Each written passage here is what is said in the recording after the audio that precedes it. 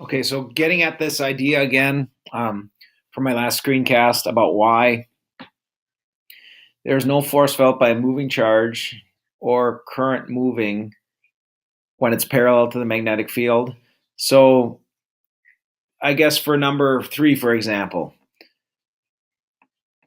so the current's moving to the right. And so I can go ahead and use my right hand rule and point my fingers in the direction of the field, my thumb in the direction of the current, and that would cause my palm to be facing up out of the paper, suggesting there'd be a force on this wire that's upwards. Okay. And asking myself why that's the case. Well, let's see. We've got this wire that has current moving through it. So that's creating a magnetic field around the wire that is coming up and around from the bottom.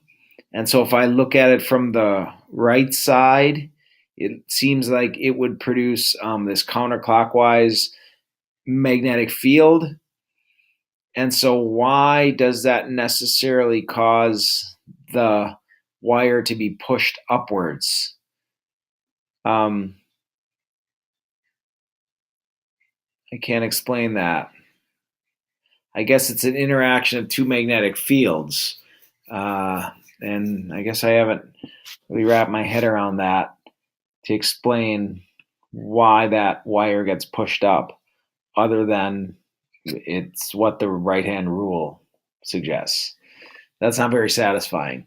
Anyway, and also, I guess, thinking mechanistically about the field that exists around the charge, I'm not sure how you would necessarily predict the direction of the field around the charge. And therefore, I guess I can't even begin thinking about how that magnetic field interacts with the existing magnetic field, like, for example, in number 1 or 2. And then also, like, for example, for number 2, this is moving perpendicular to the field lines, which, thinking about an electric field analogy, if this was charge moving across an electric field, there would be no voltage difference, or no potential difference for this charge. But yet that's what's needed, perpendicular motion, for a magnetic force to be felt. So I guess it's just a matter of thinking through it a little more.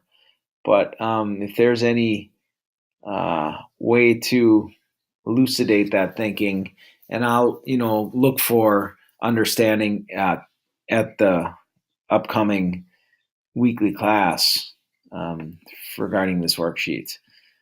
I did think it was interesting the way that you could predict the path of the moving charge based on using the right hand rule.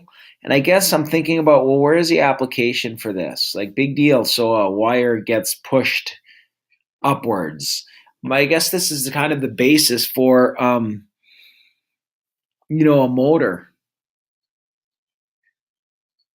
where you put, for example, wire in a magnetic field, and that will cause wire with current in it.